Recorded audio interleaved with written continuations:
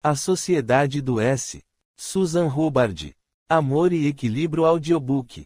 Quinta parte. Final. Tudo o que eu sei é o que eu li, e o que você me contou, eu disse. Não tenho nada a ver com a morte dela, Michael. Eu queria ter estado lá naquela noite. Às vezes, eu acho que poderia ter sido capaz de salvá-la. Mas eu fiquei enjoada e você me levou para casa, e a próxima coisa que eu soube foi do seu pai ligando para o meu perguntando se ela estava comigo. Foi o que pensei, disse ele. Desculpe por falar disso. Não precisa se desculpar. Perguntei se havia alguma evolução no caso. Ele disse que a polícia estava questionando os tratadores do estábulo. Uma vez que selecionei tudo o que sabia sobre meu pai e o que minha mãe havia me contado, alguns fatos emergiram como formas possíveis de encontrá-lo. E os escrevi em meu diário. Primeiro, todo mês de janeiro meu pai vai para Baltimore. Ir para Baltimore no próximo janeiro pode ser útil. Mas janeiro estava a meses de distância e eu não estava inclinada a ser paciente. Segundo, meu pai era devotado à sua pesquisa. Para conduzir os negócios da Ceradrone, e para ficar vivo, ele precisava de um suplemento pronto de sangue. Isso significa que perguntas deveriam ser feitas à Cruz Verde, e talvez às casas funerárias. Mas onde? Terceiro, ele contava com seus ajudantes, Dennis McGrath e Mary Elise Ruth. Teria que encontrá-los, e a trilha poderia levar ao meu pai. Quarto, contatar seu alfaiate. Esses eram os caminhos mais imediatos e óbvios para encontrá-lo. É claro que ele pode ter feito algo inesperado, fugir para a Índia, ou começar uma vida nova como professor ou escritor. Mas eu acho que não. Como minha mãe disse, a maioria dos vampiros são criaturas de hábitos. Naquela noite, depois do jantar, mãe, Dashai, Harris e eu nos sentamos lá fora no Jardim da Lua que ficava no lado norte da casa.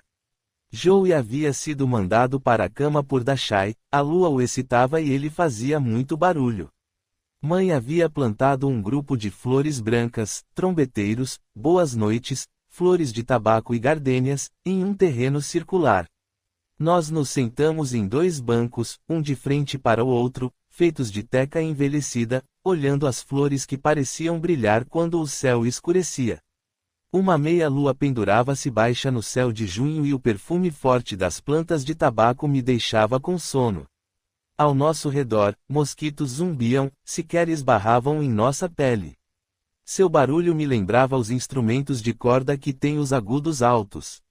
Eu sei que não é um som agradável para os humanos, que temem suas picadas. Contei aos outros sobre meu plano para encontrar meu pai. O plano de recuperação, como o chamei. Eles escutaram sem comentar. Eu planejo começar a fazer ligações amanhã, disse.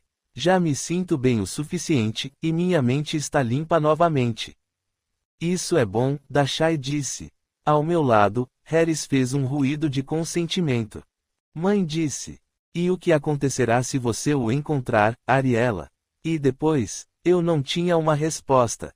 Metade de seu rosto estava na sombra, e Dashai se sentou atrás dela, quase invisível. Tentei imaginar meu pai sentado no banco perto da minha mãe, tomando o ar noturno, admirando o brilho parecido com lanterna das flores, mas não consegui. Eu não conseguia imaginá-lo conosco. A criança dentro de mim perguntou, e se ele não gostar de macacos?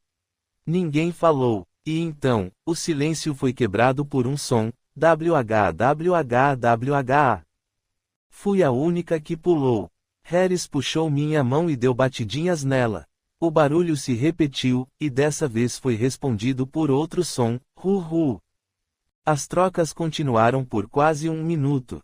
Eu não conseguia dizer de onde elas vinham. E então, elas sumiram, até que tudo que escutávamos era o zumbido dos mosquitos novamente. Corujas. Sussurrei, e os outros assentiram. Corujas listradas, disse Dashai. De repente, pensei na canção de ninar do meu pai. Na minha frente, os olhos de minha mãe brilharam na luz do luar. Ela começou a cantar na melodia que ele cantava para mim. Jacaré tutu e jacaré manduí tutu vai embora, não leva minha filhinha e murucututu. Sua voz era prata escura, tão assombrosa quanto a dele, mas mais afiada, mais triste, e cintilava na luz da lua. Quando ela parou, houve silêncio. Até os mosquitos ficaram quietos, por um momento. E, então, eu ouvi minha voz. O que significam essas palavras? Ela disse. Uma mãe está pedindo pela proteção de seu filho. Ela pede para o jacaré e as outras feras da noite irem embora, para deixarem a criança em paz. Murucututu é a coruja, a mãe do sono. Como você sabe disso? Seu pai, disse ela. Ele cantava isso para você, antes de você nascer. Na manhã seguinte, decidi começar, sem levar em consideração as consequências. Comecei com a Ceradrone e a Cruz Verde. As duas tinham websites, chatos e técnicos, mas pelo menos ofereciam os números de contato. A Ceradrone tinha um código de área de Saratoga Springs. Mas, quando liguei, ouvi a gravação familiar, o número não estava mais em serviço. Em seguida, liguei para a Cruz Verde. Supunha que um terrorista ligando para o Pentágono conseguiria obter mais informações. Eu disse. Eu ouvi dizer que a Ceradrone fechou, e me pergunto se ainda seremos capazes de conseguir Sangfroid. Onde você ouviu isso? A voz do outro lado era cortada, precisa como a de um simulador de falas de um computador. Não era possível nem dizer o sexo de quem falava. Minha mãe me disse, eu falei, mantendo minha voz jovem e inocente. Qual é o nome dela? Seu nome é Sarah Stephenson, será que eu deveria ter dito isso? Perguntei-me. Você deve dizer à sua mãe que as entregas continuarão conforme foram agendadas, a voz disse e a conexão foi desligada. Muito obrigada, pensei. Entrei na cozinha. Mãe estava amassando pão na mesa. A massa tinha uma cor vermelha profunda. Por que as pessoas da Cruz Verde são tão rudes? Perguntei para ela. Bem, para começar, não são pessoas, ela olhou para mim, suas mãos ainda trabalhando na massa, quer tentar. Hoje não, de qualquer forma, eu não tinha muito interesse em cozinhar. Nisso, acho que puxei ao meu pai. Mãe, quem faz Sangfroid? Você não havia dito que ele vem de Albany. Olhe na lata. Tirei o recipiente fino, preto e vermelho da prateleira de panelas e li, fabricado no Zewa. Direitos autorais Lerco, Albany, NY. De volta à mesa de trabalho de mãe, usei seu computador para achar o número de telefone da Lerco.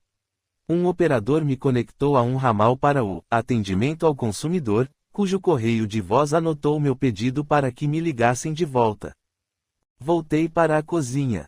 Mãe, como ligo para Londres? Eu quero ligar para o alfaiate do meu pai. Ela estava lavando as mãos na pia. O pão devia estar no forno. Jeeves e Hawkes, disse ela. Número 1 Savile Row. Eu vi aquela etiqueta até demais, ela pegou uma toalha e virou-se para mim. Ariela, você vai mesmo ligar para eles? Por que não iria? Eles não vão falar nada, ela esfregou as mãos secas. Os alfaiates britânicos são tão discretos quanto a CIA, provavelmente até mais. Eles não podem ser piores do que a Cruz Verde. Pensei em dizer a ela que eu havia usado seu nome, mas pensei que era melhor não dizer. Porém, ela balançou a cabeça como se já soubesse. A Cruz Verde não dá informações, mesmo para outros vampiros, disse ela. As entregas médicas têm de se manter confidenciais. Eu estava ficando sem ideias. Talvez eu ligue para Dennis, mas eu não queria falar com ele, o homem que ajudou Malcolm a roubar minha mãe. Minha mãe abriu a porta do forno e olhou para seu pão de forma vermelho escuro. Consegue sentir o cheiro de mel? Tem o cheiro rosa, eu disse. Para mim é da cor das papoulas do jardim lá de trás. Ela fechou a porta do forno. Outra ligação, outra mensagem de voz. Dennis estaria fora do escritório até 15 de agosto. Não deixei mensagem e desliguei me sentindo mais aliviada do que desapontada. Mas as opções do plano de recuperação estavam acabando. Alguns dias depois, o furgão de entregas da Cruz Verde apareceu. Recebi o motorista com um sorriso e várias perguntas.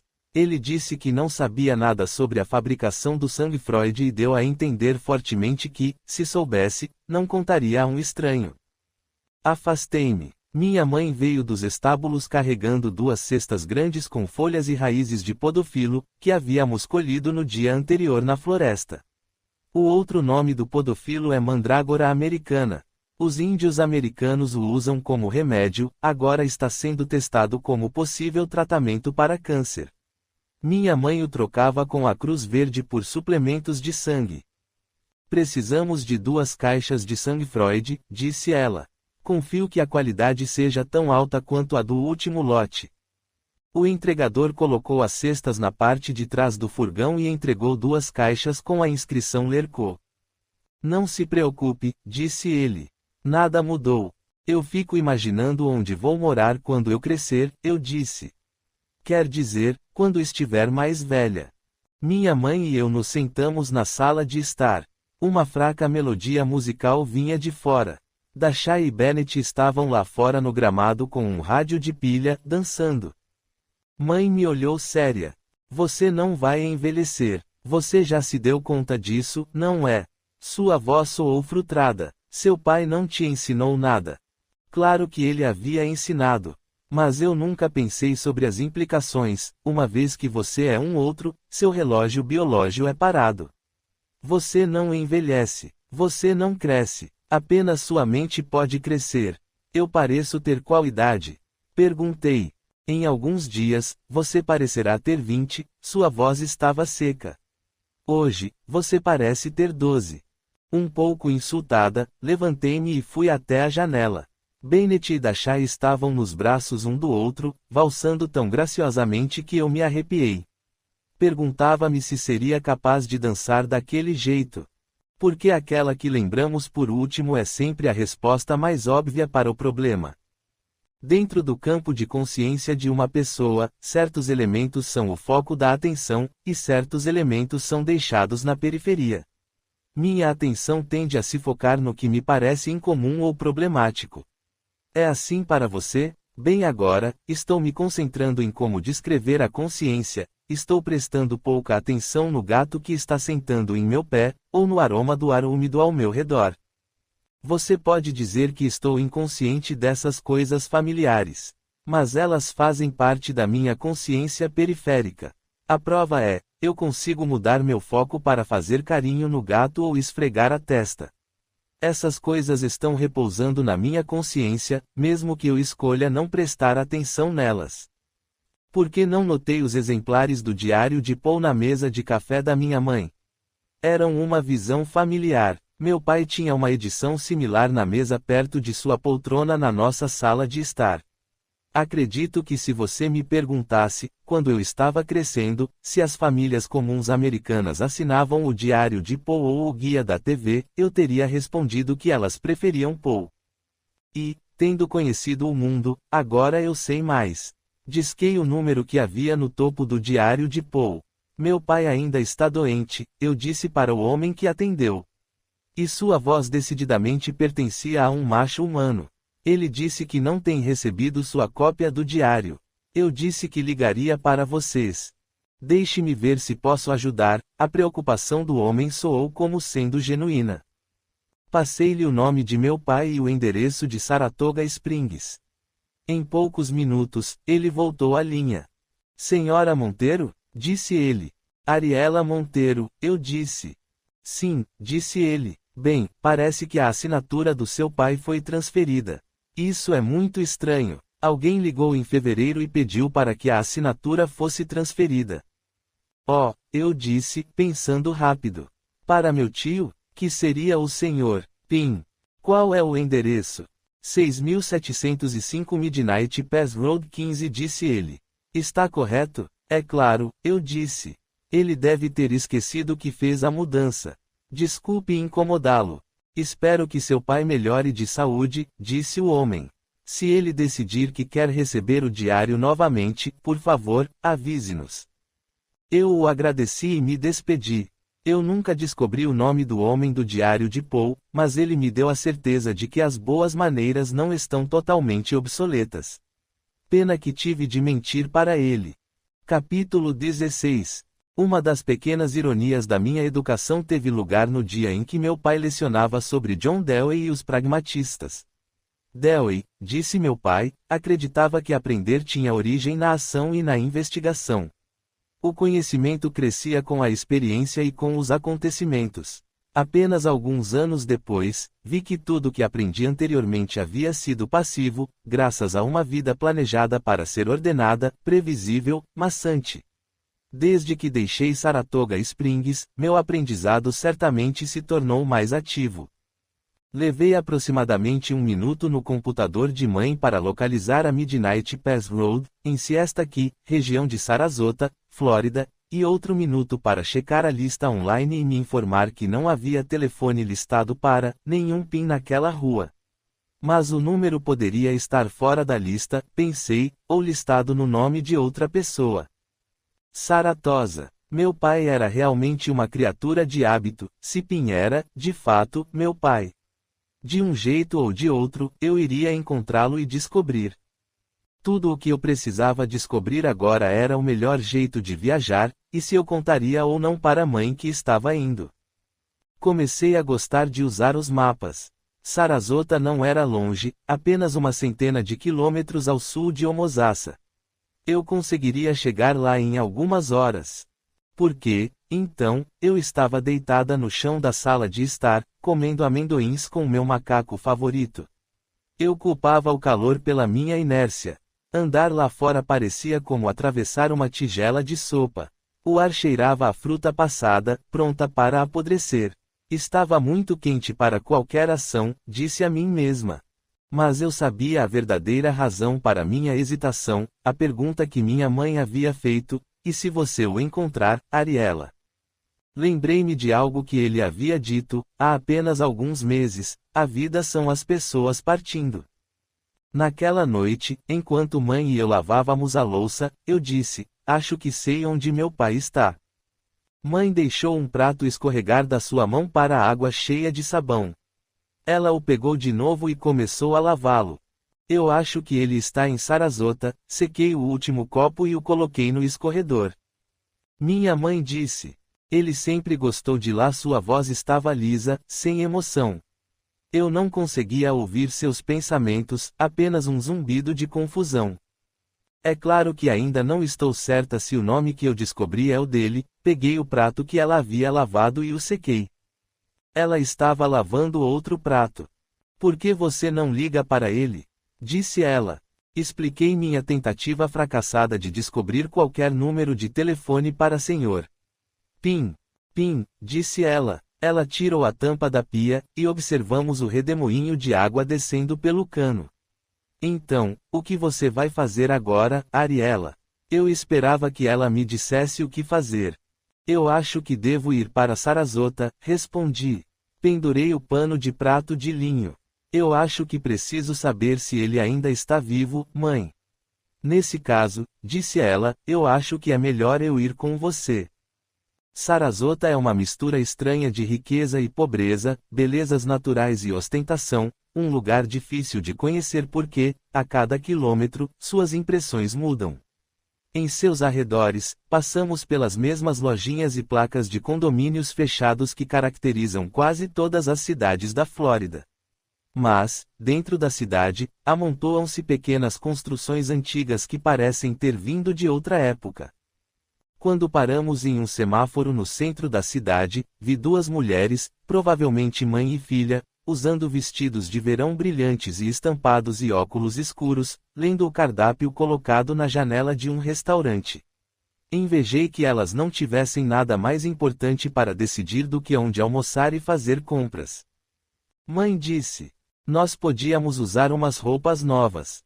Ela desviou a caminhonete para fora do tráfego e a estacionou. Vamos lá, Ariela. Você não quer encontrar seu pai com uma aparência horrível. Eu disse. Então, você acha que ele está aqui? Quem sabe? Disse ela. De qualquer forma, é bom estar em Sarasota de novo. Minha mãe provou ser uma compradora poderosa.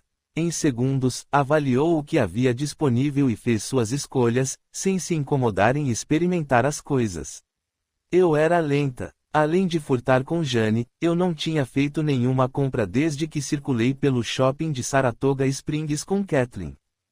As lojas eram menores, mais especializadas, caras.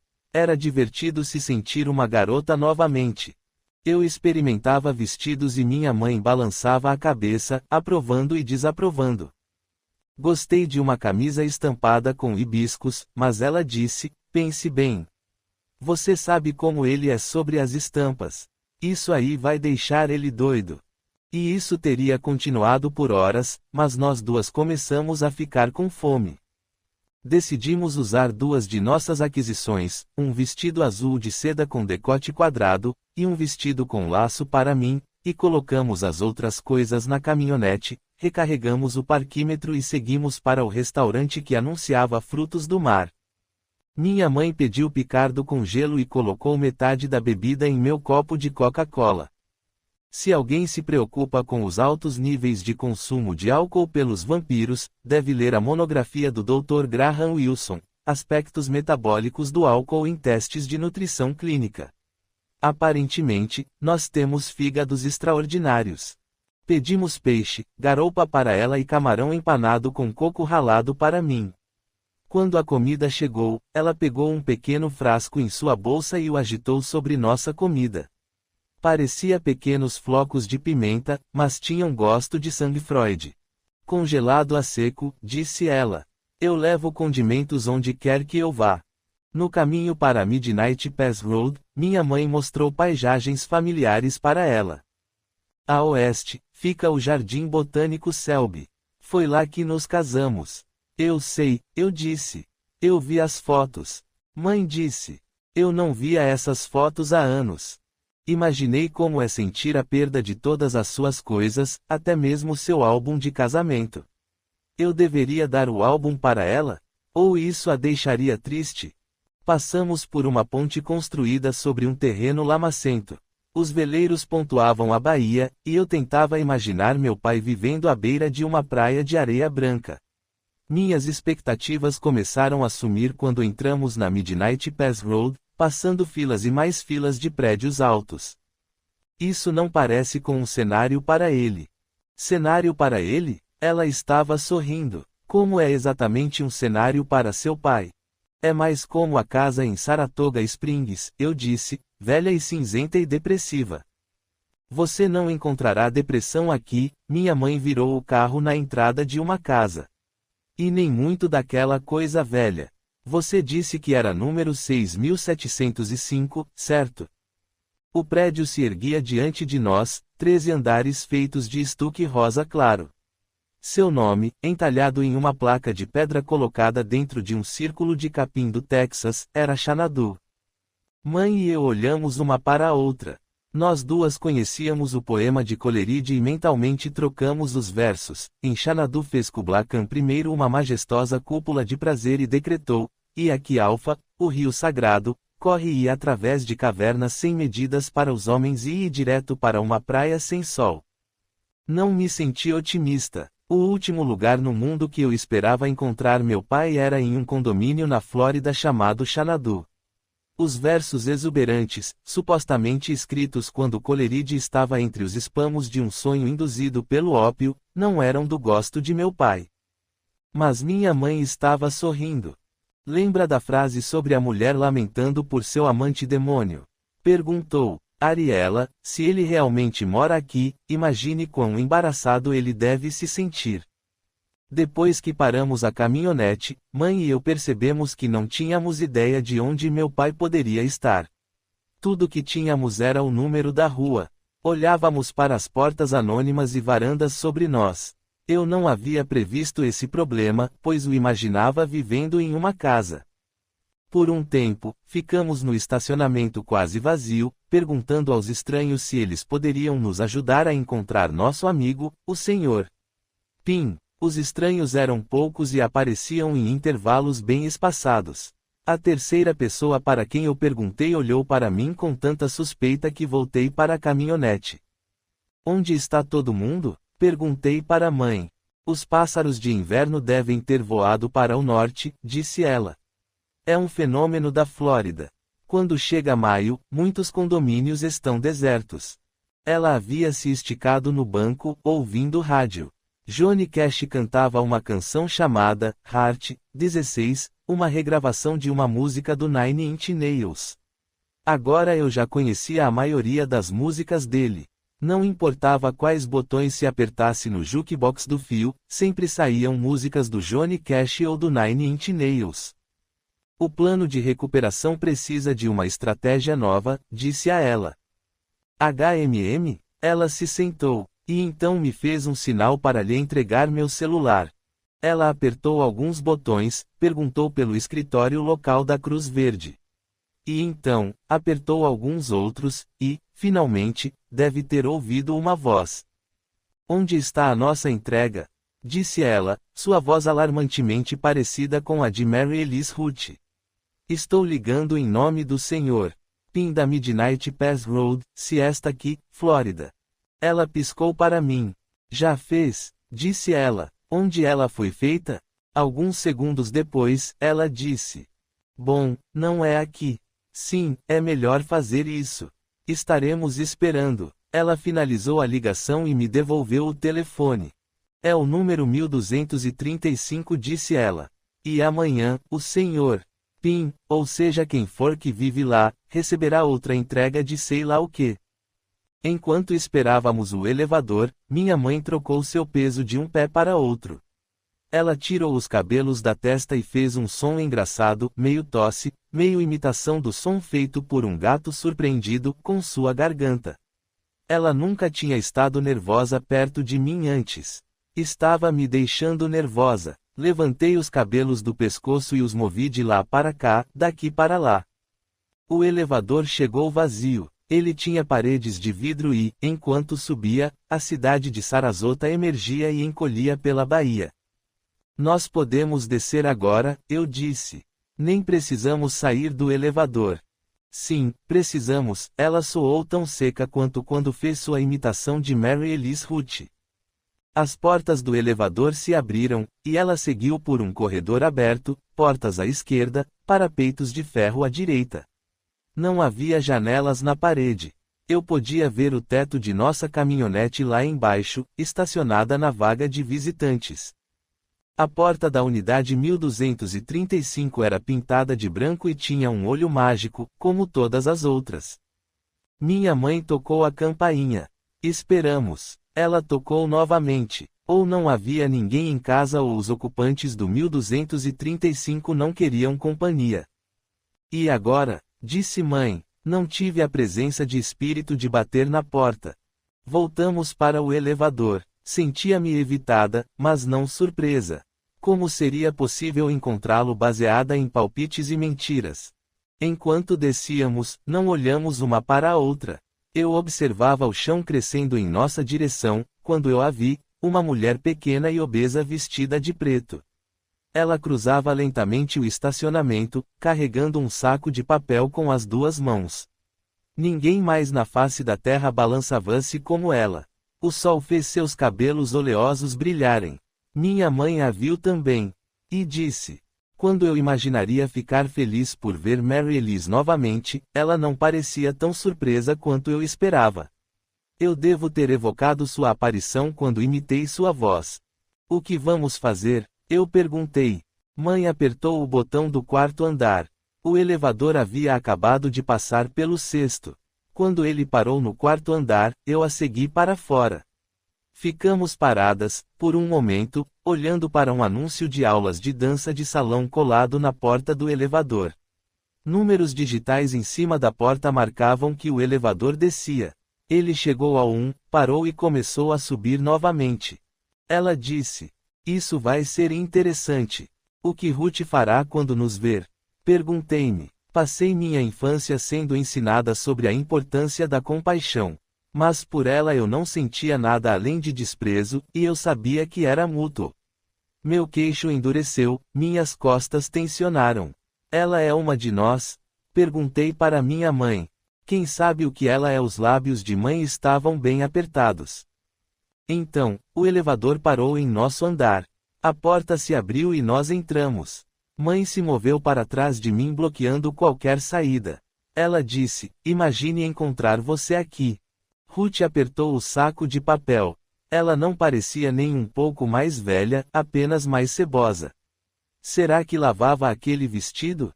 Mas algo nela havia mudado, eu notei na hora, ela havia cortado os 3 cabelos que cresciam em seu queixo.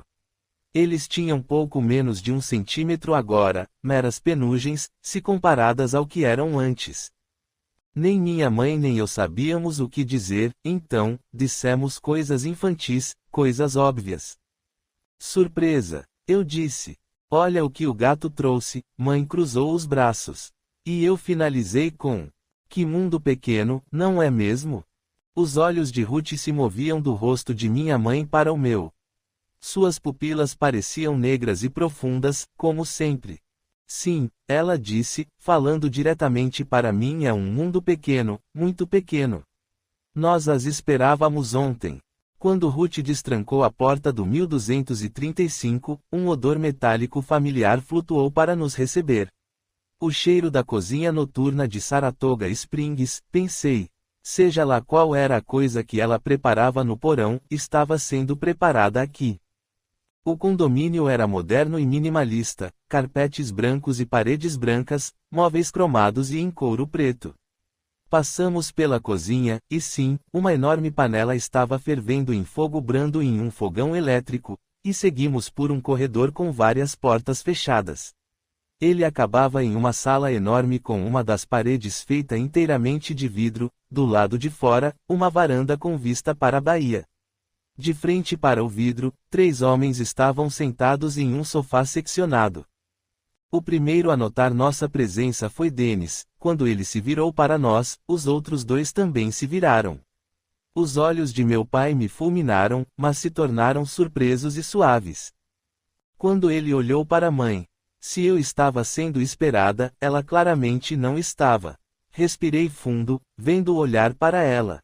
O terceiro homem era alguém que eu não conhecia. Ele era alto e loiro, usava um terno de linho cor de ferrugem, e sorriu como se gostasse de ser quem é. Do meu lado, minha mãe subitamente pareceu mais alta, mais dura. O estranho se levantou.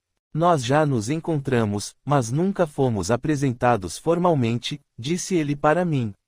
Ele se aproximou e estendeu a mão, sou Malcolm. Seu sorriso e sua voz pareciam artificiais, pensadas para criar um efeito carismático. Eu sabia que já o havia visto antes e, um segundo depois, eu me lembrei de onde. Ele era o homem que estava sentado no bar do Hotel Marshall House, em Savannah, bebendo Picardo. Não apertei sua mão. Ele deu de ombros e a retirou. Cumprimentou minha mãe com a cabeça, e se virou para Ruth, pegando o saco de papel dela. Eu vi a parte de cima de 2 garrafas de Picardo dentro deles. Ele disse: se você pegar o gelo, eu preparo os drinks. Às vezes, a habilidade de ouvir pensamentos nos confunde, mais do que esclarece. Tantos pensamentos voavam pela sala, todos eles carregados de emoção. Olhei para meu pai e pensei, eu sabia que você não estava morto. Nenhum de nós se incomodou em bloquear nossos pensamentos, com exceção de Malcolm e Dennis, que não sabia como. Malcolm se sentou novamente, com a bebida na mão, tinha um ar de satisfação que eu achei intolerável. Eu suspeitava que ele havia engendrado esse encontro, fazer com que todos nos reunissemos por uma razão que só ele conhecia. Os sentimentos de meu pai eram os mais silenciosos, mesmo assim, os mais fortes. Ele estava exatamente igual, cabelos negros caindo na testa, perfil tão severo e elegante quanto o de um imperador romano em uma moeda antiga. Qualquer alívio que sentiu ao me ver, e eu senti que houve algum, foi enterrado pelo desapontamento. A minha visão parecia machucá-lo. Sobre minha mãe, seus sentimentos eram crus, confusos, como eram os dela por ele. Os únicos pensamentos que eu conseguia captar eram explosões de estática, voando entre eles como centelhas. E Dennis, ele era o mais fácil de todos para se ler. Ele se sentia culpado. Não havia nos cumprimentado, mas olhava para a mãe e para mim com vergonha nos olhos. Estava sentado no fim do sofá, com uma garrafa de cerveja na mão, pouco à vontade. Ruth me entregou um copo de picardo com gelo. Quando o peguei, vi algo em seus olhos que não faziam sentido: respeito. Ruth me respeitava. A sala, gelada por conta do ar-condicionado, subitamente pareceu sufocante. Afastei-me de Ruth e fui para fora, para a varanda. Ali, o sol estava mais intenso e o ar mais tropical do que em Homosassa. Lá embaixo, a água cintilava e os barcos deslizavam como brinquedos. Respirei fundo. Você sabia que eu salvei sua vida? A voz de Malcolm tinha uma característica levemente nasal. Não me virei. Você era bem pequena. Pequena demais para ficar sozinha lá fora no escuro. Mas os outros estavam muito concentrados em algum experimento, uma das tentativas de Dennis, eu aposto, porque acabou com uma explosão. Madeira e fogo voaram, e lá estava você, olhando. Você mal conseguia andar. Carreguei você em segurança e lhe trouxe de volta quando apagaram o fogo. Você se lembra? Eu me lembrava da explosão e do casaco de lã do homem que havia me carregado. E, pela primeira vez, lembrei-me porque eu estava vagando lá fora naquela noite. Da minha janela, eu havia visto vagalumes no jardim e queria tocar um deles. Então, aquele era você, eu disse. Ele se aproximou, e eu me virei para olhar para ele. Eu acho que ele era bonito, com sua pele macia, olhos grandes e uma testa alta. Mas seu sorriso parecia zombador e seus olhos eram clinicamente calculistas. Afastei-me até a grade. Eu não espero que você me agradeça, disse ele. Ah, deve ter sido um gesto de bondade.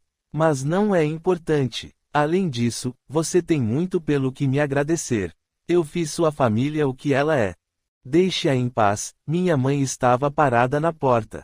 Ele virou para ela e a olhou de cima a baixo. Um vestido adorável, Sarah, disse ele.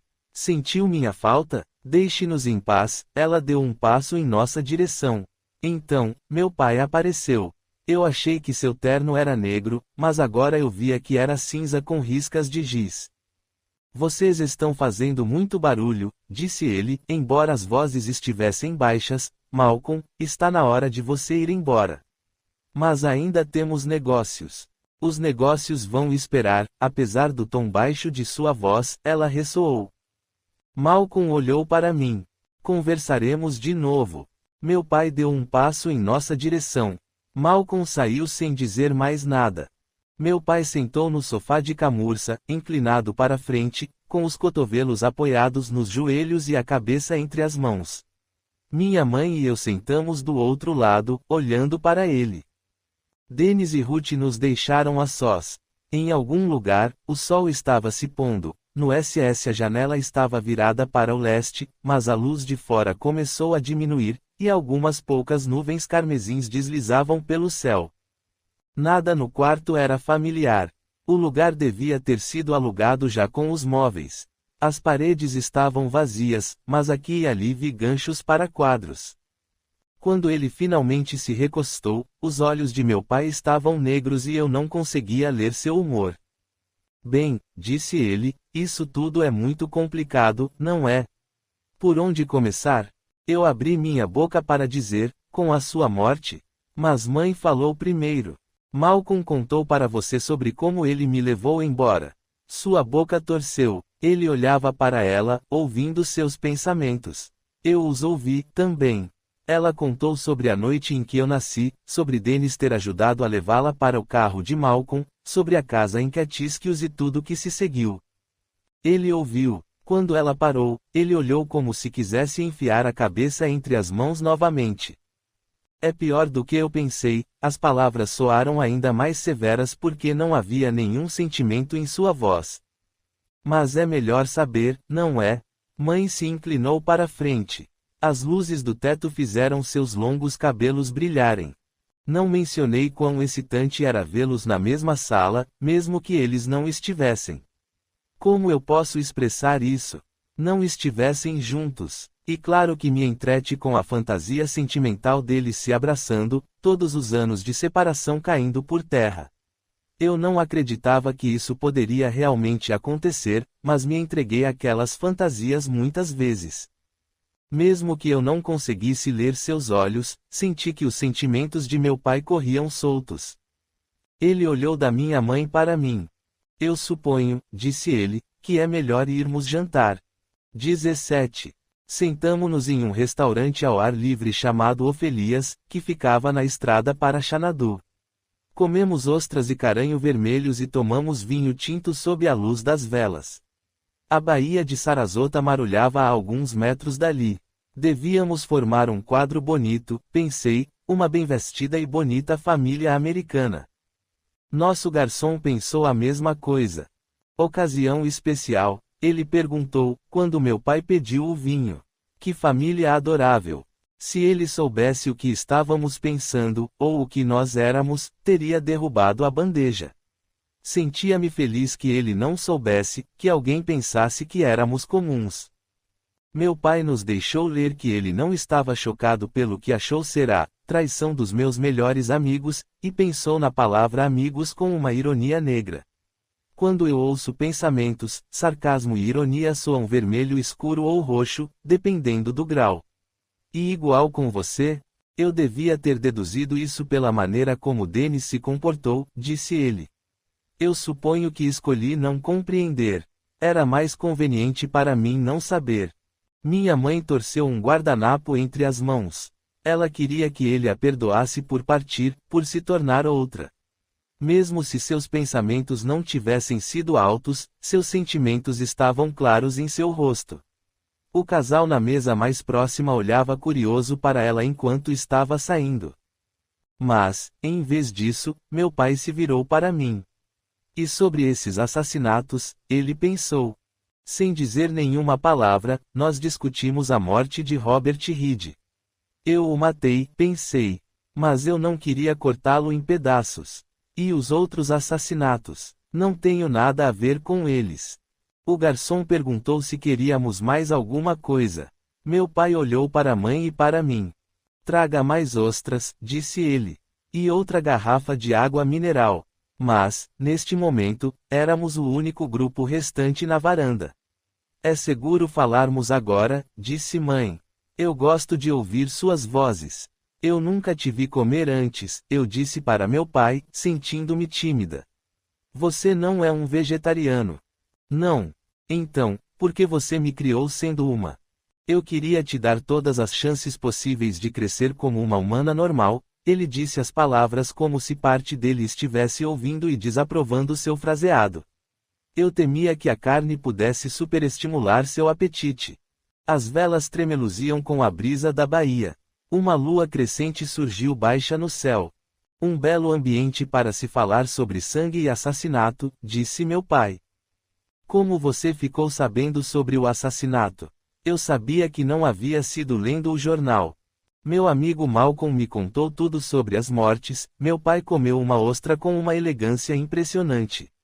E, em contraste, mãe e eu chupamos as nossas. Como ele soube, eu também não imaginava Malcolm como um leitor de jornais. Ele sabia porque ele estava lá. Meu pai levou outra concha até os lábios e habilidosamente ingeriu seu conteúdo sem franzir os lábios. Ele tem seguido você há anos, Ari. Você sentiu sua presença, lembra? Mãe disse. Espere um minuto. Você sabia que ele estava perseguindo ela e deixou isso acontecer? Não foi bem assim. Ele completou nossos copos de vinho. Malcolm me contou tudo quando ele apareceu semana passada para falar de negócios. Você está fazendo negócios com ele. Mãe balançou a cabeça. Espere, vamos voltar à perseguição, eu disse. Obrigado, Ari. Sim, vamos tentar resolver esta bagunça de uma forma parecida com a coerência. Eu não gostava da tensão entre eles. Quando eu senti um outro na casa de Sarasota, era o Malcolm. Provavelmente, mas não necessariamente. Vampiros estão sempre tomando conta uns dos outros, você sabe. Acontece que não sou do tipo. Minha mãe fez um som engraçado, como se ela estivesse suprimindo uma risada. E, então, meu pai fez algo que não era de seu feitio, tão sem precedentes, que eu quase caí da minha cadeira. Ele piscou. Assim é como eles eram, pensei. Ele exagerava seus maneirismos para divertir minha mãe. Ela fingia estar irritada. Eles eram quase bonitinhos, uma palavra que eu nunca havia usado antes. Isso me deixou desconfortável. Malcolm me contou sobre os assassinatos, disse meu pai. Sua voz estava profunda e calma. Ele disse que viu você os cometendo, enquanto ele estava invisível. Ele até comentou sobre o jeito delicado que você fatiou os corpos, disse que lembrava o ikizukuri, uma técnica usada pelos chefes de sushi japoneses que ele observou no Japão. Um peixe inteiro é fatiado vivo, remontado no prato e consumido enquanto seu coração ainda está batendo. Mas eu não. Ela não poderia. Você acha que eu acreditei nele? Ele bebeu seu vinho. Minha filha, capaz de tal barbaridade? Minha mãe estava sacudindo a cabeça novamente. Estou confusa. Pense como ele, Sarah, seus olhos se encontraram e continuaram um no outro. Malcolm criou uma narrativa na qual ele era o herói. Por anos, ele esteve agindo voluntariamente como guardião de Ari, se você preferir, preocupado apenas com seu próprio bem-estar. Agora, ele vem para mim com uma proposta, ele nos quer colaborando no desenvolvimento de um novo sistema de entrega de oxigênio. E, a propósito, menciona que minha filha por acaso é uma assassina em série, mas que ele certamente não contará para mais ninguém. E um tipo de chantagem, e ele é terrivelmente bom nisso. Então, você está brincando com ele.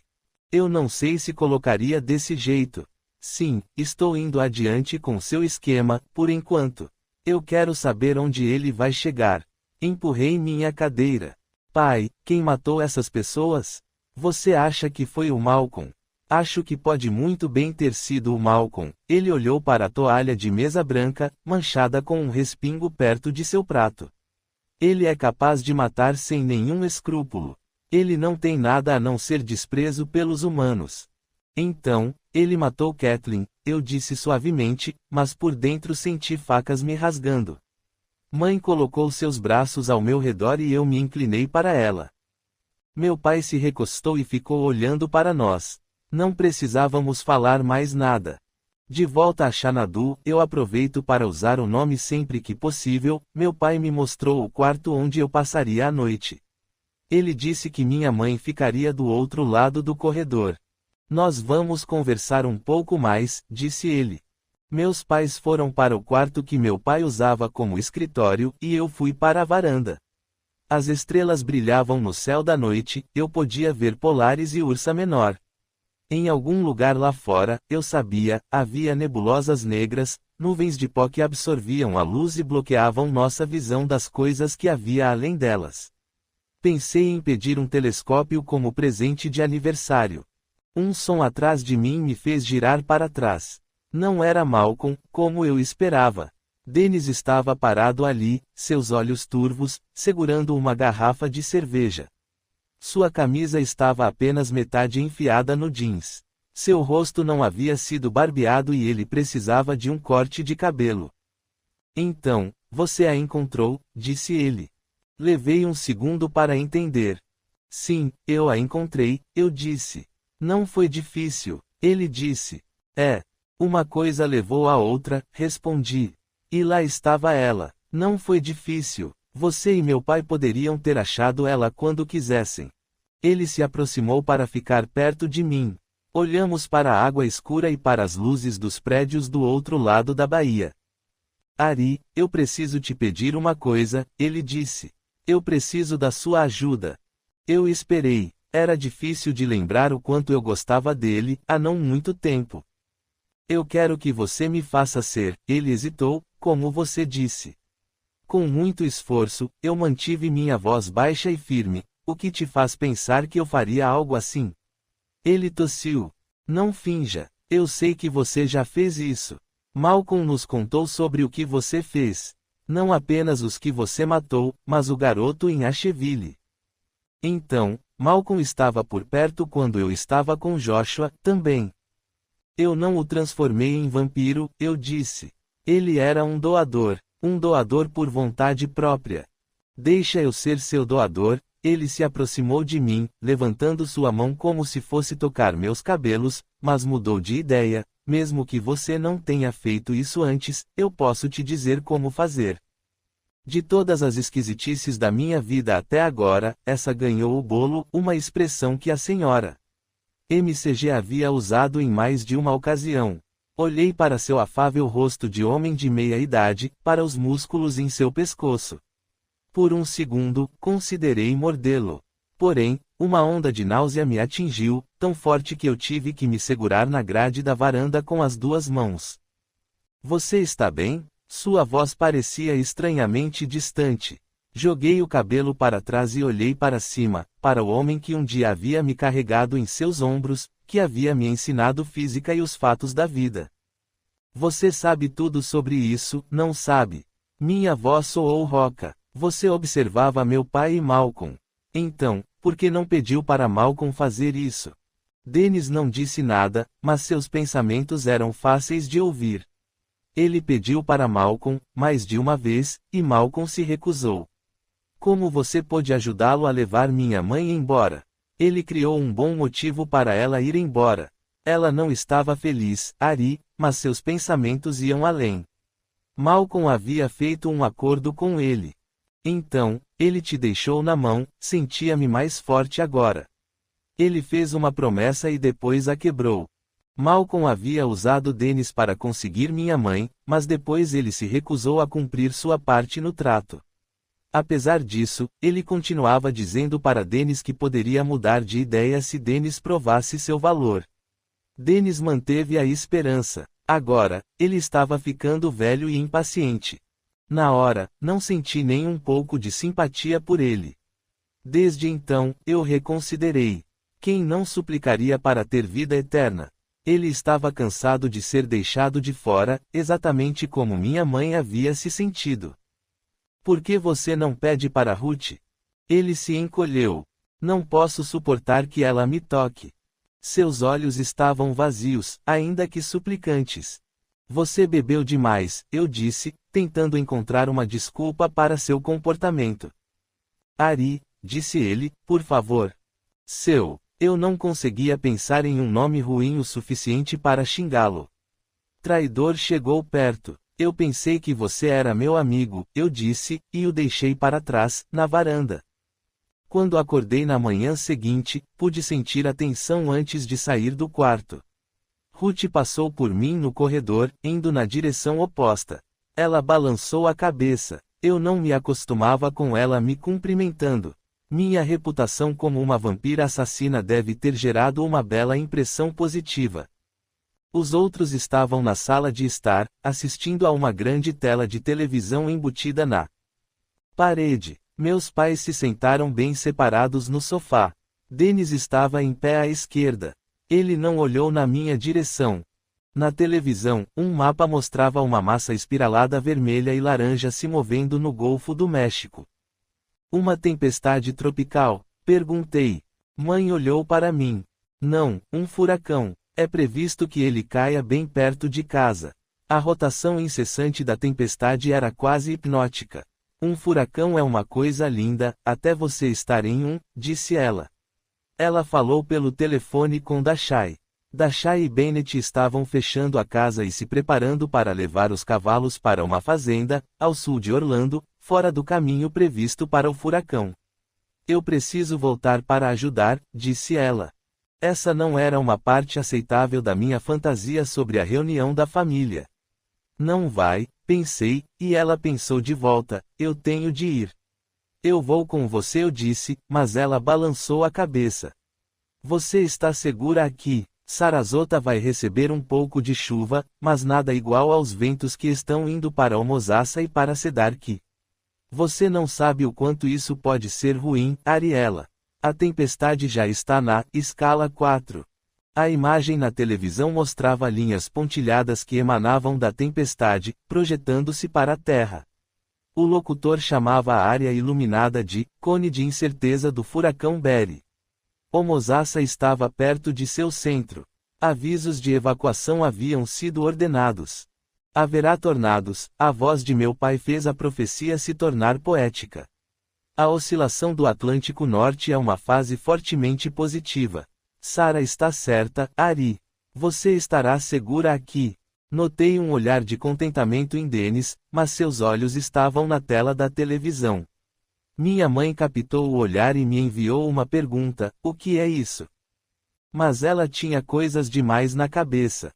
Você vai voltar? Perguntei. Ela me abraçou. Claro que vou voltar. Vou alugar um segundo reboque para cavalos, carregá-lo e descer até Kissimmee.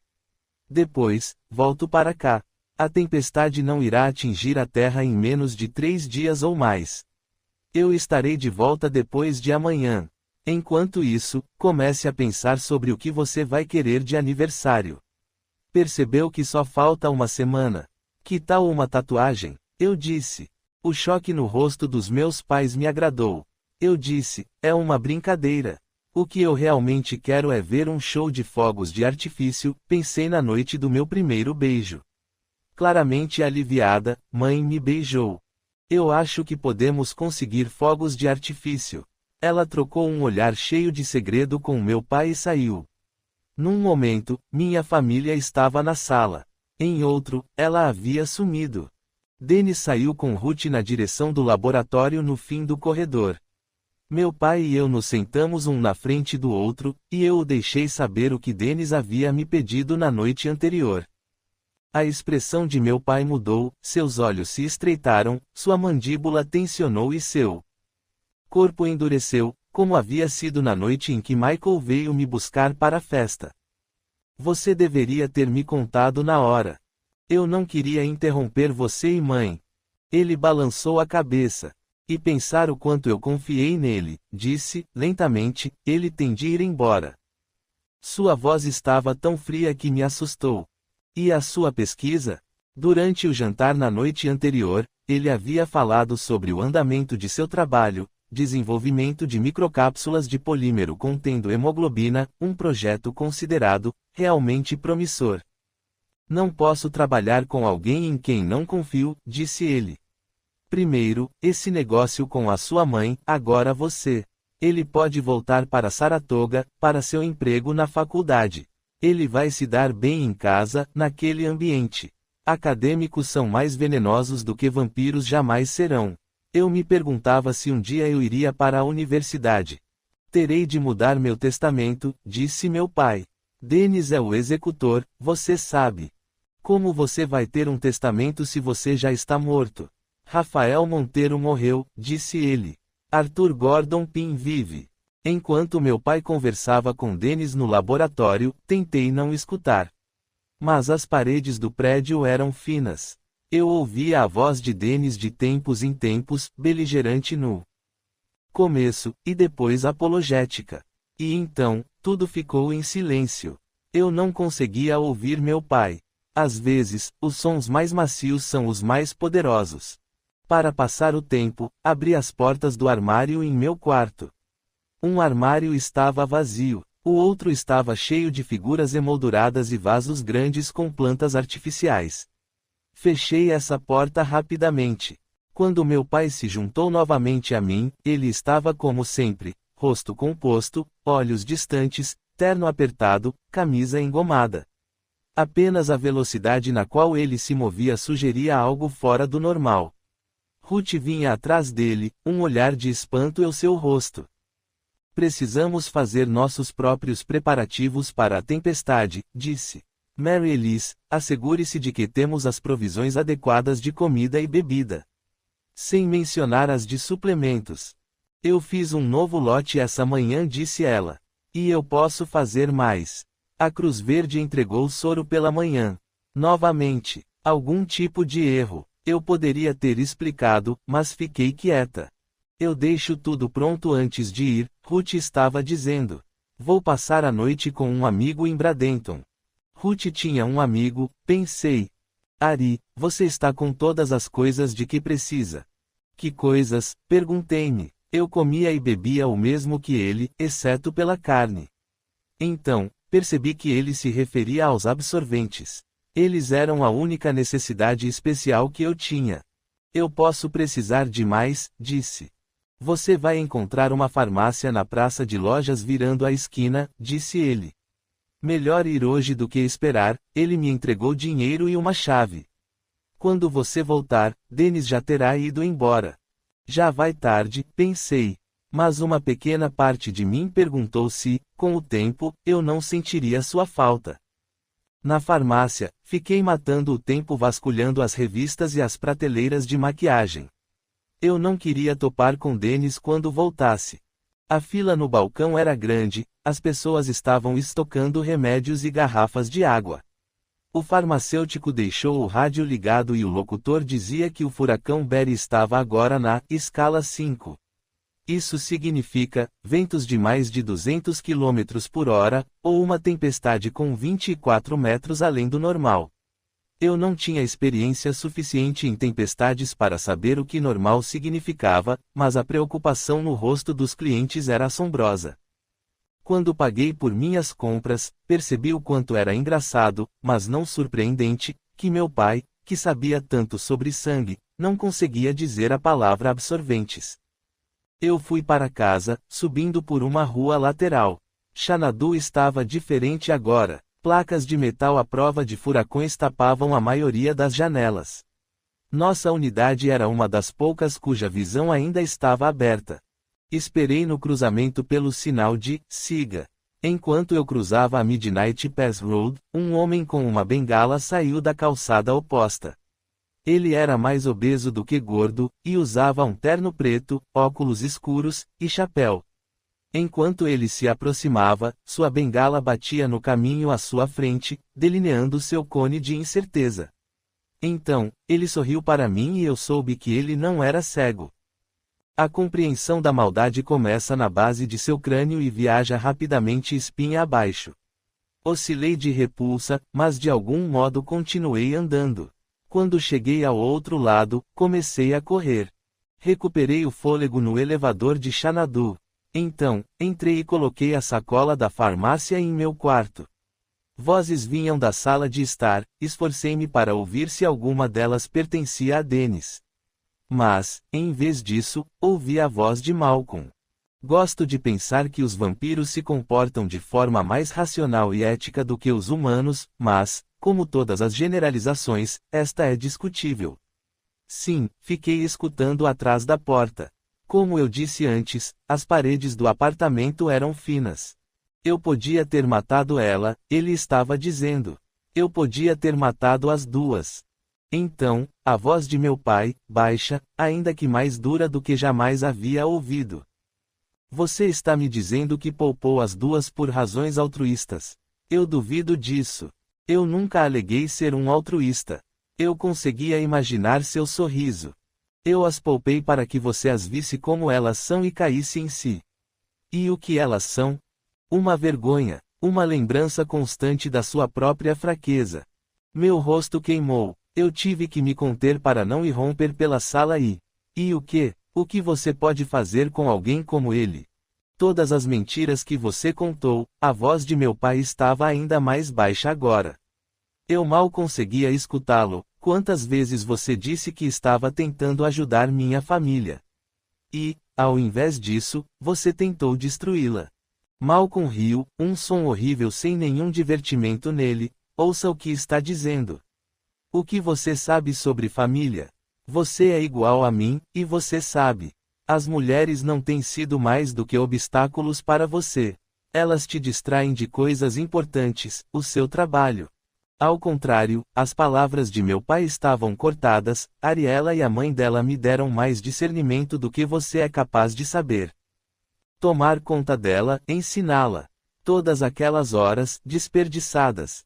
Você sabe, em Cambridge, todos pensam que você nunca vai cumprir suas promessas. Mas nós encontramos o sistema de entrega que você precisa. Nós podemos fazer um substituto melhor do que o sangue humano. Pense no que isso vai significar para nós. Pense nas vidas que serão salvas. E você se importa em salvar vidas? Você mata pessoas sem razão. Você matou até aquele gato do vizinho. Ele matou Marmelada. Senti-me culpada por suspeitar que meu pai havia feito aquilo. O gato estava no meu caminho.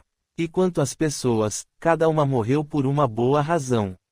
Você sabe quantas mulheres Reed estuprou? E aquele cara em Savannah? Ele matou 3 adolescentes e as enterrou no porão. E quanto à garota? A voz de meu pai estava quase inaudível agora. E quanto a Kathleen? Ela era irritante. Não pensei, simplesmente entrei na sala de estar. Você matou ela, eu disse. Malcolm estava parado diante da janela, com as mãos nos bolsos, seu terno de linho contornado pelo céu cinzento. Ela pediu por isso, ele não parecia surpreso em me ver. Ele provavelmente sabia que eu estava ouvindo tudo. Ela pediu para que eu a mordesse. Você não tinha de fazer isso. E você não tinha que matá-la. Ele tirou a mão esquerda do bolso e examinou as unhas. Ela implorou para que eu a transformasse em uma vampira. Você e seu pai são culpados por isso. Ela queria ser como você. Ele se voltou para meu pai. E ela queria se casar com você. Imagine, ela, uma vampira. A ideia me dá enjoo. Ela era uma menina estúpida. Kathleen queria se casar com meu pai. Eu balancei a cabeça, pronta para defendê-la. Meu pai levantou a mão, avisando-me para não responder. Estamos perdendo tempo aqui, ele disse para mim. E então, falou para Malcolm. Você age como um psicopata qualquer. Saia daqui. Eu via agora que os olhos de Malcolm estavam injetados de sangue. Sua voz permanecia deliberada, calma.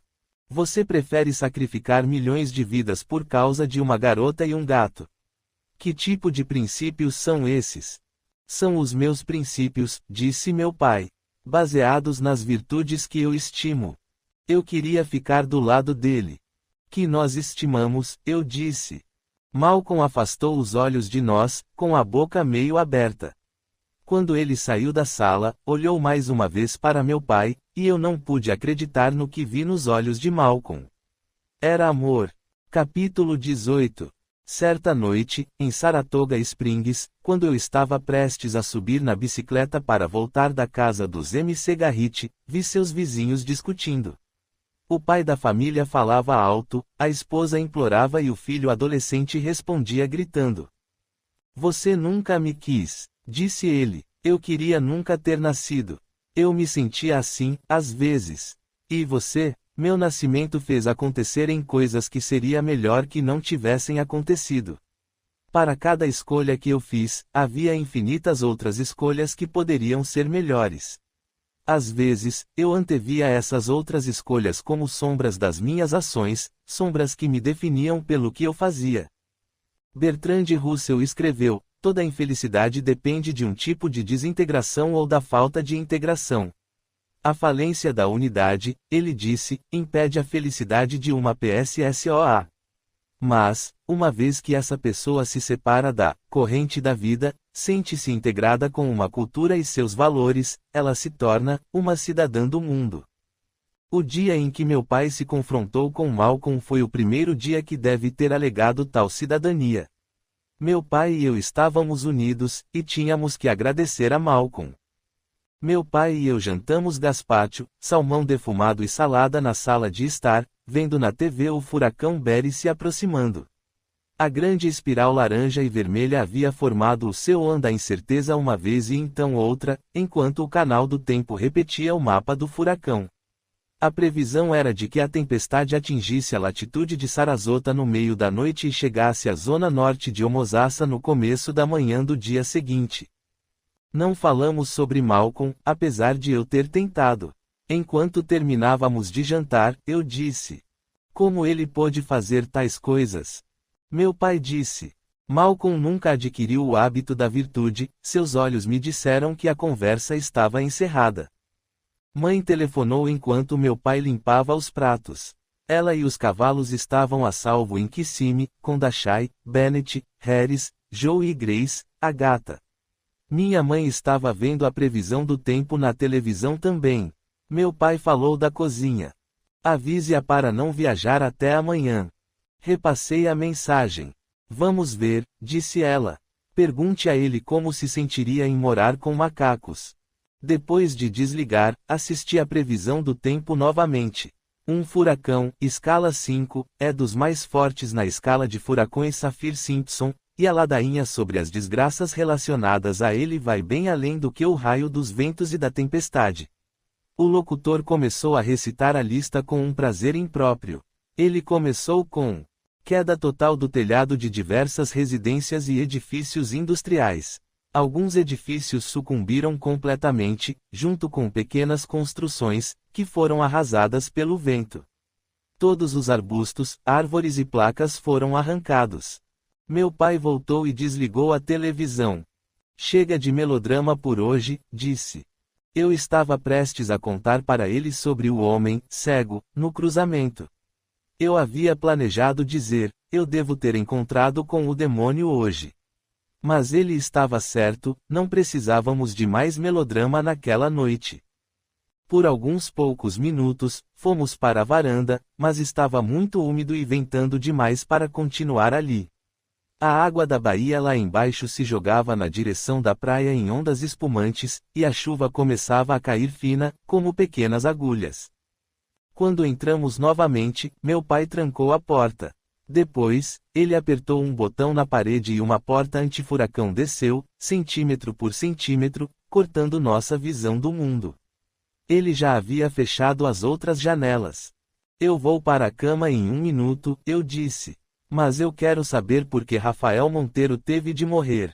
Ele franziu a testa. É bem simples, na verdade. Eu não tinha nenhuma boa razão para continuar da maneira que era. Você e sua mãe haviam me deixado. O que eu poderia querer com uma casa em Saratoga Springs? E aquele homem, o Barton, continuava rodeando e fazendo perguntas.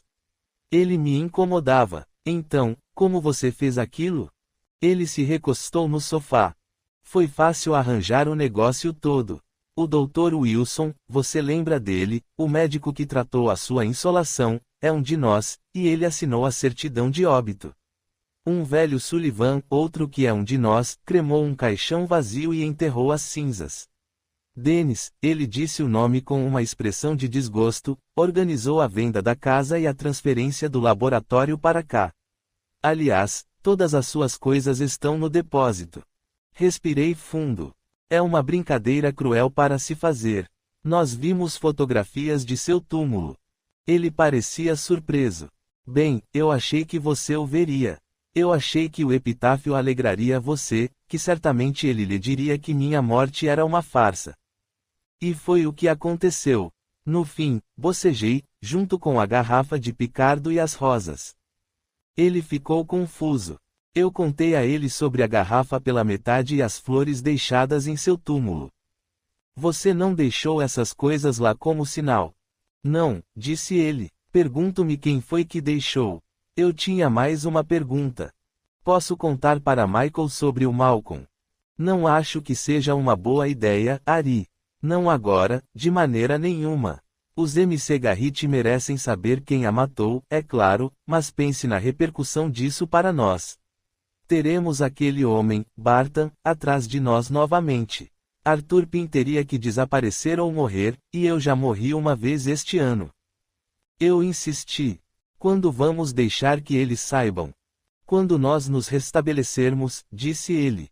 Eu duvido que continuemos aqui, ele franziu a testa, em Xanadu.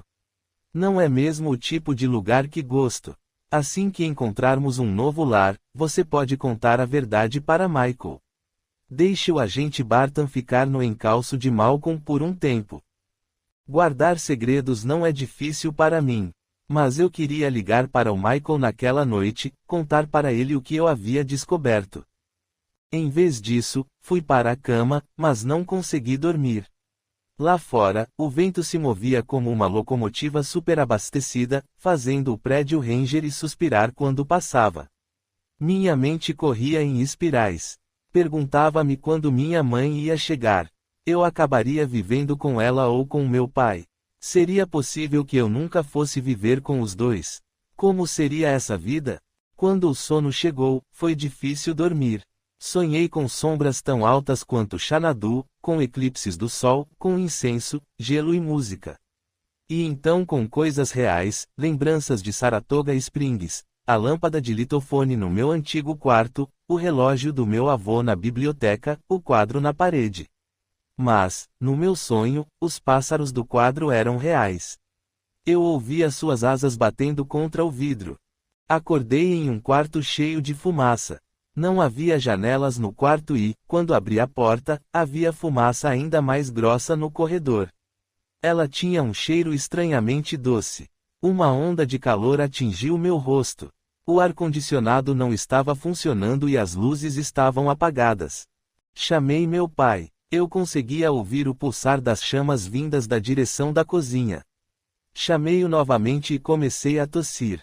No banheiro, molhei uma toalha e a enrolei em volta da minha cabeça. Engoli um pouco de água. A torneira deixou sair uma corrente no começo, mas diminuiu rapidamente, e então parou. No banheiro também não havia janelas. A parte central inteira do condomínio era sem janelas, um projeto comum em condomínios que ficam de frente para a água, vim a saber depois. Uma vista direta para a água é a propaganda de venda, fora isso, as unidades se parecem com canis. Respirei fundo e corri para o quarto do meu pai.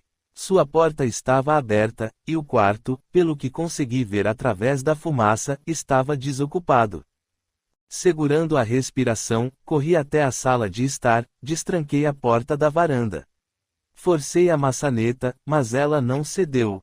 Apertei o botão que abria a porta anti-furacão. Nada aconteceu. Pense devagar, disse para mim mesma. Mas minha mente e meu pulso estavam acelerados. Meus pulmões queimavam, e eu comecei a ofegar. Andando apoiada nas mãos e nos joelhos, saí da sala e entrei no escritório, e tentei abrir as portas de lá. Nada. Estamos sem eletricidade, pensei. É comum em uma tempestade ficar sem eletricidade. Ficar sem eletricidade não é nada incomum.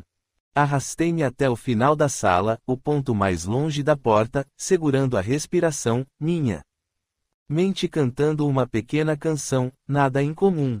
Nada incomum, nada. Nós só nascemos apenas uma vez. Mãe disse que essas foram minhas primeiras palavras no hospital. E ela disse que respondeu. Ele não te ensinou sobre reencarnação. Mas duvidei que foi isso que ela realmente disse. Não era momento para brincar, de verdade. Passei mais de uma semana recebendo oxigenoterapia hiperbárica, OHB. Os tratamentos eram intermitentes e eu fiquei inconsciente durante os 2 primeiros.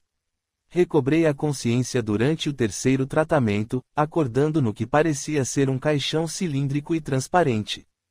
Meu corpo estava cercado por 100% de oxigênio, que se dissolvia em meu sangue e tecidos do corpo em concentrações muito maiores do que o normal, grande o suficiente para sustentar a vida num corpo sem nenhum sangue.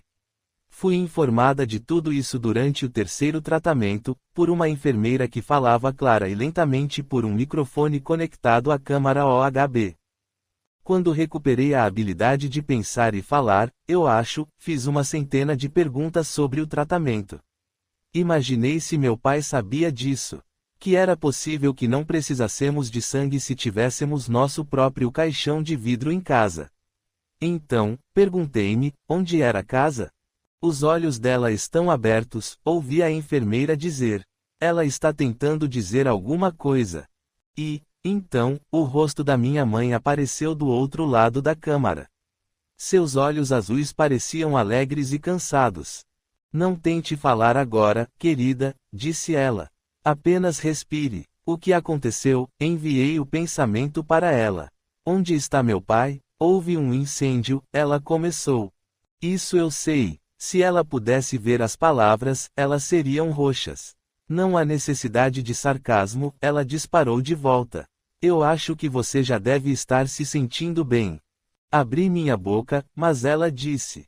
Silêncio. Seu pai está vivo.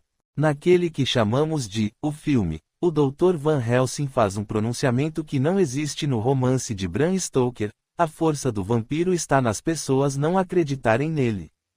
Para muitos vampiros, esse enunciado é mais do que um aforismo favorito, é o credo principal da filosofia dos não-mortos. Apesar de todas as evidências indicando o contrário, os humanos sentem-se mais confortáveis com as mais enroladas teorias que contradizem nossa existência do que com o simples fato de que nós dividimos o planeta com eles. Nós estamos aqui, e não vamos embora. Meu pai, recuperando-se de queimaduras de 3º grau, havia recebido uma traqueostomia e enxertos de pele que ele não precisava. Os médicos não conseguiam aceitar o que seus olhos viam, apesar de ser encontrado inconsciente e gravemente queimado em um enorme incêndio químico. Ele havia sofrido danos mínimos nos pulmões e na pele e estava se curando rapidamente. Mesmo assim, eles o mantinham em observação na unidade de terapia intensiva, e não permitiam visitantes. Comemorei meu aniversário no hospital. Um pão de mel com uma vela em cima foi entregue em uma bandeja. Meu presente foi ver meu pai pela primeira vez desde o incêndio. Minha mãe me levou de cadeira de rodas até seu quarto, cheio de aparelhos de monitoramento conectados ao seu corpo. A silhueta do corpo dele embaixo dos lençóis era muito fina para um homem tão alto. Ele estava dormindo. Eu nunca o havia visto dormindo antes. Seus cílios, longos e negros, pousados sobre suas bochechas, como asas de borboleta, pensei. Ele abriu os olhos. Asas de borboleta, disse ele, com voz incrédula. Mãe e eu rimos, e ele sorriu, seu sorriso real, e não o literato. Feliz aniversário, ele disse para mim. Sua voz soou macia. Seus fogos de artifício chegaram alguns dias antes. Tentei não perguntar nada, mas meu cérebro gerava as perguntas mesmo assim.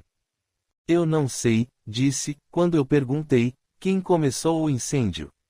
Eu não sei, repetiu, quando eu perguntei, quem nos resgatou. Bem, eu posso responder essa, disse mãe. Fui eu, junto com a ajuda do melhor esquadrão de bombeiros, disse esta aqui.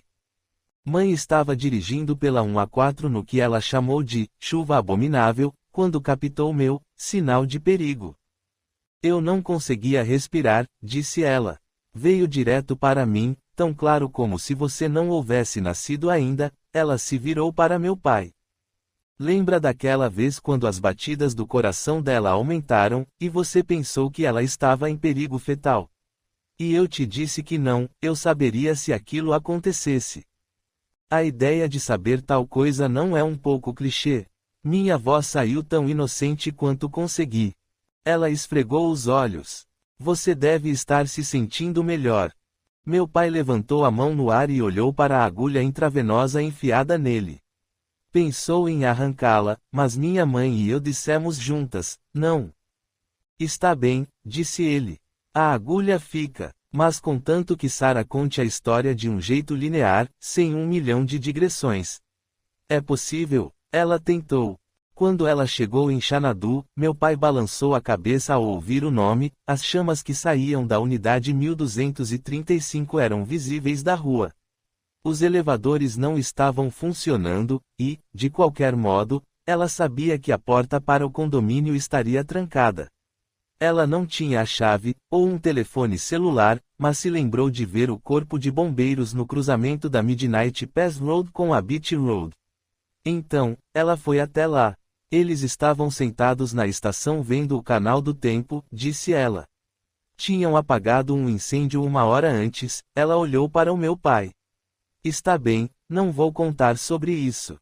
Quando os caminhões chegaram a Xanadu, disse ela, um caminhão autoescada se dirigiu para a parte de trás do prédio, e outra equipe foi pelas escadas, carregando extintores, uma mangueira e outros equipamentos. Eles pediram para que ela ficasse afastada, mas ela os seguiu. Sempre a mais obediente, disse meu pai. E, então, uma enfermeira entrou no quarto, usando um avental brilhantemente estampado. Meu pai estremeceu ao ver o desenho e fechou os olhos. Acabou o tempo das visitas, a enfermeira sorriu para nós, sem muita sinceridade. Minha mãe suspirou e abruptamente a hipnotizou. Só mais alguns minutos, disse ela. Deixe-me terminar de contar isso. Então, eles estavam tentando entrar pelas portas de metal nos fundos, e os outros usavam machados para quebrar a porta da frente. Eu fiquei muito impressionada com os bombeiros de siesta aqui, especialmente com aqueles da estação 13. Eles arrombaram as portas de algum modo, encontraram Ari no escritório e a levaram para baixo naquela coisa parecida com uma cesta. Ou era um balde? Como você chamaria aquilo? Não importa. E você foi o primeiro que nós encontramos. Ela olhou para meu pai como se quisesse chorar. Você estava muito mal, muito pior do que você sabe quem, e muito mais do que a Ari. Você estava negro de fuligem, e as queimaduras em suas costas. Quem é você sabe quem? Seus ombros se afastaram dos travesseiros, como se ele tentasse sentar. Eu nunca soube de meu pai interrompendo alguém. Ele sempre dizia que, não importa quão horrível seja a situação, a grosseria é imperdoável. Fique deitado. Minha mãe esticou as mãos como se fosse empurrá-lo, e seus ombros recostaram. Malcolm, disse ela, você sabe quem é Malcolm. Você está muito fraco para ler meus pensamentos. Ele estava lá? Perguntei. Eles o encontraram na entrada, não muito longe de seu pai, seu olhar estava no rosto dele, não no meu. Você não sabia? Ninguém havia lhe dito? Como ele conseguiu entrar? Meu pai perguntou para ninguém. Ele deve ter se feito invisível, eu disse. Ele deve ter entrado quando eu levei o lixo para fora. E então, quando o fogo começou, ele deve ter perdido a concentração e se tornado visível de novo. Mas o papai pode não tê-lo visto na fumaça. Eu acho que Rafael deve ter deixado ele entrar. Mãe jogou os cabelos para trás e endireitou a camisa. Eu não vi ninguém. Ele levantou a mão novamente, olhou para a TV com desgosto. Eu acordei com fumaça no meu quarto. Encontrei o incêndio perto da cozinha e tentei apagá-lo, mas ele crescia muito rápido. A fumaça estava tomando conta de tudo. Éter etílico, disse mãe. Foi assim que começou. Os bombeiros encontraram um tubo na cozinha. Quem planejou isso fez um trabalho perfeito. Ele até tirou as baterias do interruptor de reserva das portas antifuracão. Malcolm começou isso, eu disse. Faz sentido. Meu pai disse. Pode ter sido o Dennis, eu suponho. Mas eu concordo com você, é mais parecido com Malcolm. Porque ele não saiu depois que começou o incêndio. Mãe disse. Eu suspeito que ele queria assistir, sua voz estava amarga. Onde ele está agora? Eu esperava que ele estivesse morto. Quem sabe? A expressão da minha mãe parecia distante. Eles o colocaram numa ambulância para levá-lo ao hospital, mas de um jeito ou de outro o perderam. Quando abriram as portas, a ambulância estava vazia. Ele fugiu, meu pai se afundou no travesseiro e fechou os olhos. Você precisa descansar, minha mãe despertou a enfermeira e nós dissemos boa noite. De volta ao meu quarto, contei para ela sobre a discussão que houve no dia do incêndio, e sobre a expressão no rosto de Malcolm quando ele saiu. Ela não demonstrou surpresa. Sim, ele ama Rafael, disse ela. Eu sei disso há anos. E seu rosto, e sua voz, quando ela disse seu nome, disseram-me também que ela amava meu pai. Capítulo 19. Em uma tarde de muito calor, cerca de um mês depois, Harris e eu estávamos deitados cada um em um lado de uma rede na varanda da frente da casa dos amigos de mãe, em Kissimmee. Os amigos estavam passando o dia em Orlando, então, estávamos com o lugar só para nós. Um ventilador de teto mantinha o ar circulando o suficiente para nos manter toleravelmente frescos, e nós bebíamos limonada em grandes copos com canudinhos longos e dobráveis. Eu estava escrevendo em meu diário. Harris estava folheando um livro de arte, as maiores pinturas do mundo. O furacão Barry não havia sido bom com o Mosassa Springs. Não existia mais o azul além. Uma tempestade vinda do rio havia destruído a maior parte da casa, disse mãe, e as árvores e jardins haviam sido destroçados pelos tornados. Felizmente, todos os animais haviam sido evacuados com segurança, até mesmo as abelhas, cujas colmeias haviam sido levadas para um terreno mais alto e seguro, antes da tempestade. A estátua de Epona havia sobrevivido intacta e, atualmente, guardava a porta da frente da casa onde estávamos hospedados. Mãe e Dashai ficaram acordadas até tarde, conversando sobre quais estruturas poderiam ser reconstruídas. Elas haviam voltado para Homosassa 2 vezes e, a cada vez, voltavam para Kissimmee com itens resgatados e mais histórias. O Cantinho da Flu e o Riverside Resort estavam em ruínas, com paredes e tetos faltando, janelas estilhaçadas apesar dos compensados que foram colocados para protegê-las. A Ilha dos Macacos acabou virando apenas uma pedra, suas árvores e pontes de corda haviam sumido. O farol havia sido encontrado flutuando no rio a vários quilômetros dali. Hoje, elas saíram há cerca de 1 hora, para fazerem outra avaliação dos estragos e limparem um pouco. Elas me convidaram para ir junto. Eu declinei, não queria ver a destruição. Meu pai estava na Irlanda. Ele me mandou um cartão postal de uma ilha em um lago. A mensagem dizia: "A paz chega em gotas lentas", uma linha de poema de Yeats, a ilha do lago de Innisfree. Depois de sua longa, demais, convalescência no hospital, ele decidiu que estava cansado da Flórida. Ruth saiu de férias no verão, e meu pai voou para Shannon para explorar e, possivelmente, encontrar uma nova casa. Ele me convidou para ir junto. Essa oferta eu também declinei. Eu precisava de tempo para pensar nas coisas. Pela primeira vez na minha vida, perguntava-me sobre minha vida no futuro. Eu iria para a faculdade? Conseguiria um emprego? Havia meses que eu não passava um tempo com adolescentes. Ao me tornar outra, perdi as pessoas da minha idade, meus amigos. Amigos humanos, de qualquer modo. Em algum ponto, Harris me cutucou e apontou para uma pintura em seu livro, A Dama de Shallow, de John William Waterhouse. Esse podia ser um retrato de minha mãe, pensei, e Harris pensou a mesma coisa.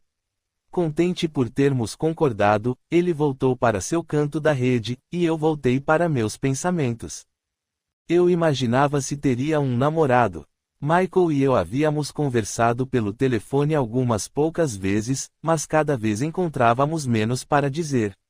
Eu não podia contar para ele que eu sabia quem havia matado Kathleen, e esse conhecimento forçava que eu terminasse logo nossas conversas.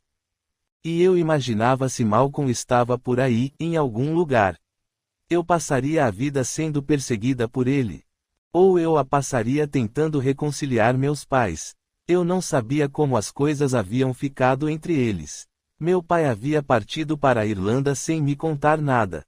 Quando perguntei para minha mãe, seu rosto se tornou enigmático. O verão ainda não acabou, disse ela. A campainha do portão da frente tocou, e fiquei feliz por ter de parar de pensar. Fique aqui, eu disse para Harris. Foi permitido que ele continuasse com a gente durante o verão, como um presente para mim. E, na verdade, ele parecia gostar mais da Flórida agora. Joey havia sido mandado para o centro de reabilitação algumas semanas antes, e alguns relatórios do Panamá alegavam que sua personalidade estava desabrochando. Fui até a entrada do portão, sem ressentimento por ser perturbada, acenado para os cavalos que pastavam no campo. Grace emergiu de debaixo de uma moita de jasmim do imperador e me seguiu, parando frequentemente para cheirar o chão ou para se lamber. Mas meu coração afundou quando eu vi o homem no portão. O agente Barton estava parado na estrada, falando ao telefone celular. Seu terno era escuro demais para o verão da Flórida, e sua testa brilhava com o suor. Havia um escorte branco vazio parado atrás dele. No espaço de 10 metros, criei uma estratégia. Ele colocou o telefone no bolso. Senhorita Monteiro, sua voz explodiu. Há quanto tempo? Continuei andando em sua direção. Abri o portão. Você quer vir até a casa? Eu disse. Fiz minha voz soar jovem e alegre. Minha mãe não está aqui, mas ela deve voltar mais tarde. Estamos ficando com amigos. Perdemos nossa casa no furacão. Eu devia ter mencionado que estava usando uma roupa de banho de 2 peças, porque ele notou isso. A garota está crescendo, ele pensou. Ele sorriu. Eu estava visitando a área, você sabe, e eu ouvi dizer que você estava aqui. Onde você ouviu isso? Mas seus pensamentos me contaram, ele havia rastreado uma das minhas ligações para Michael. Alguém me contou, e, nós pensamos que você pudesse ter alguma novidade sobre a morte da sua amiga Kathleen. Você deixou Saratoga tão repentinamente. Eu precisava visitar minha mãe, mantive o portão meio aberto. Ele estava pensando que seria estratégico se ele entrasse na casa, mas que também seria arriscado. Melhor fazer isso na presença de um adulto. Tem certeza de que não quer entrar? A casa está mais fresca. Ele queria entrar. Não se mexeu. Não, está tudo bem. Aliás, eu sinto muito. Fiquei sabendo do falecimento do seu pai. Ele não sentia muito, mesmo. Obrigada, eu disse. Mas, você sabe, ele não está morto.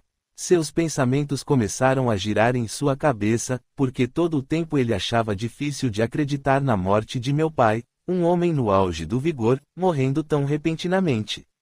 Mas não havia indicação de crime. Ele não está morto, ele repetiu. Você quer dizer que ele ainda está vivo? Ele vive, ele desperta, sua morte está morta, não ele, eu citei. Ela está doida, ele pensou.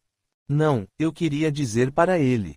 Eu estou com 14. Recitei mais algumas linhas, abrindo bem os olhos e usando todo o alcance da minha voz. Paz, paz. Ele não está morto, nem faz ele dormir, ele sim despertou do sonho da vida. E nós, que nos perdemos em visões tempestuosas do porvir com os fantasmas, mantemos uma disputa sem saída. Claramente, o agente Barton não conhecia o poema de Shelley, Adonais. Pobre criança, ele pensou. Ela chegou além dos limites. E não me surpreende, depois de tudo que passou. Eu podia ter continuado. Podia ter recitado o poema inteiro. Ou podia ter contado para ele. Aliás, meu pai é um vampiro. Assim como minha mãe. Assim como eu. Eu podia ter contado para ele quem matou Kathleen. Podia ter contado para ele sobre o incêndio. Os investigadores não estavam seguros se havia sido Malcolm que o começara, ou se havia sido uma vingança de Dennis. Talvez o agente Barton tivesse resolvido essa. Ou talvez ele pudesse descobrir quem deixou as rosas no túmulo do meu pai. Eu podia ter contado para ele como as coisas são, aos 14 anos, sob o aspecto da eternidade. Mas, em vez disso, repeti. Paz, paz, ele não está morto. Dei um sorriso triste. Na prática da arte de confundir alguém, não há arma melhor do que a poesia. Sim, disse ele. Paz, ele fez o sinal de V com sua mão direita, virou-se, andou até seu carro branco alugado. Eu o ouvi pensar, este caso nunca vai ser solucionado. E eu me virei e andei pelo caminho de volta para casa, com Grace me seguindo. Voltei para a rede por um tempo, sonhando a tarde toda. Por enquanto, isso era o suficiente. Epílogo. Há muito tempo, quando meu pai me disse: é uma pena que mais vampiros não escrevam sobre os fatos verdadeiros, eu pensei, bem, estou fazendo a minha parte. Mas eu decidi parar de escrever. Registrei todos os fatos que eu sabia, e era hora de descobrir o que fazer com eles, de dar 2 passos para trás e considerar o quebra-cabeça como uma figura completa, com luz e escuridão e sombras. Mais tarde, copiei todas as partes úteis para este novo caderno de anotações. Gosto de pensar que alguém irá ler minhas anotações e achá-las úteis, que você irá lê-las. Eu dedico este livro a você, a criança que eu espero ter um dia. Talvez você cresça de um jeito menos tumultuado do que eu. Talvez este livro ajude. Talvez, um dia, os humanos também o leiam. E uma vez que eles deem o primeiro salto, acreditando que nós existimos, talvez comecem a nos entender e a nos tolerar, e até a nos valorizar. Eu não sou tão ingênua para acreditar que vamos viver juntos em total harmonia. E sei agora que minha vida nunca será normal. Mas imagine o que pode acontecer se todos nós sentirmos que somos cidadãos do mundo, comprometidos com um bem maior. Imagine se todos se esquecerem de si mesmos, e esquecerem que somos mortais e outros, e, em vez disso, focarem-se em construir pontes nos lugares que nos separam. Eu acho que posso fazer isso, servindo como um tipo de tradutora entre as duas culturas. No último capítulo de Walden, Thoreau escreveu: cada parafuso apertado deve ser como outro rebite na máquina do universo, é você continuando o trabalho. Esse era o meu plano, de um jeito ou de outro, continuar o trabalho. Grace ainda estava comigo, mas Harris havia ido embora para o santuário no Panamá, onde ia aprender a ser selvagem novamente. Haverá um dia um santuário para nós. Fim. Obrigado a todos e até o próximo livro. Amor e Equilíbrio Audiobook.